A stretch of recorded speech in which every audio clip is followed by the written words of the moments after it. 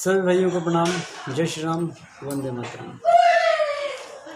भाइयों, अभी हाल ही में महाराज कल्पवृक्ष गिरी जी की हत्या हुई और इस मुद्दे को प्रमुखता से रिपब्लिक भारत ने उठाया। रिपब्लिक भारत के चीफ एडिटर अर्णव गोस्वामी ने इस मामले को बहुत ही प्रमुखता से उठाया और सरकार से पूछता है भारत कार्यक्रम के माध्यम से कुछ सवाल पूछे। भाइयों और मेरे सनातन धर्म के बंधुओं, मुझे लगता नहीं है कि उन्होंने कुछ गलत सवाल पूछे या फिर उनको ऐसा नहीं करना चाहिए था। भाइयों, समाज के बंधुओं, मैं आपको बताना चाहता हूँ, हिंदू समाज सर्वथा से इतना पिटता, कुटता और प्रताड़ित होता आया है और इसका मुख्य कारण ये है कि हमारे समाज के लोग हमारे समाज के ऊपर हुए अत्याचारों के विरुद्ध आवाज़ नहीं उठाते हैं और जो लोग आवाज़ उठाने का प्रयास करते हैं उनकी आवाज़ को ऐसे ही दबा दिया जाता है जैसे कि अर्णव गोस्वामी जी की आवाज़ को दबा दिया गया। भाइयों, अर्णव गोस्वामी जी ने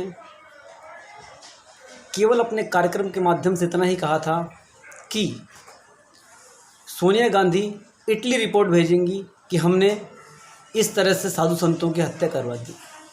अब रिपोर्ट भेजेंगी नहीं भेजेंगी वो एक अलग बिंदु है और एक अलग चर्चा का विषय है, परंतु मैं बताना चाहता हूं कि माननीय आयरन लेडी के नाम से प्रख्यात हमारी पूर्व प्रधानमंत्री श्री इंदिरा गांधी जी के समय पे भी हिंदुओं के साथ अत्याचार होते आए हैं। एक बात की ओर आपका ध्यान पुनः आकर्षित करता हूं कि सोनिया गांधी जी, जो कि इस घटना के संबंध में चुप्पी साधे बैठी हैं और वर्तमान में एक राष्ट्रीय पार्टी की राष्ट्रीय अध्यक्ष भी हैं, इस घटना को लेकर वो बिल्कुल चुप हैं, मौन हैं। और ये वही सोनिया गांधी जी हैं जो कि बाटला हाउस एनकाउंटर पर फूट फूट कर रोई थी। इन्होंने इशरत जहां जो कि एक आतंकवादी थी और उसकी आतंकवाद में लिप्त संबंधित समस्त आंकड़े एवं सबूत साक्ष्य पुलिस के पास उपलब्ध हैं, जिसका एनकाउंटर बाटला हाउस में किया गया था और उस एनकाउंटर में वो मारी गई थी। तथाकथित उस समय सोनिया गांधी फूट फूट कर रोई थी मात्र एक आतंकी के मारे जाने पर। भाइयों, ये वही सोनिया गांधी जी हैं जिन्होंने अफजल गुरु, जो कि कथित रूप से वास्तविक रूप से एक आतंकवादी था, जिसने कश्मीर में कई सैनिकों के और कई निर्दोष नागरिकों की हत्या की थी और उनकी हत्याओं में वो लिप्त था और संसद पर हुए हमले का दोषी भी था। भाइयों, इन्होंने उसकी फांसी रुकवाने के लिए, उसका मृत्युदंड रुकवाने के लिए रात्रि में 12 बजे सुप्रीम कोर्ट खुलवाया। भाइयों, अब आप इनकी कुत्सित मानसिकता का अनुमान इसी बात से लगा सकते हैं कि यह आतंकियों के लिए रात्रि को 12 बजे कोर्ट खुलवाते हैं और साधु संत, जो कि समाज का एक महत्वपूर्ण अंग है, समाज में ज्ञान बिखेरने का कार्य करते हैं और पूरी तरह से समाज के लिए अपने जीवन को समर्पित कर चुके हैं। उनकी हत्या पर सोनिया गांधी जी चुप रहती हैं। यह उनके एक गलत आचरण का साक्ष्य है। भाइयों, हिंदुओं की हत्या का इतिहास कोई नया नहीं है, ये बहुत पुराना है।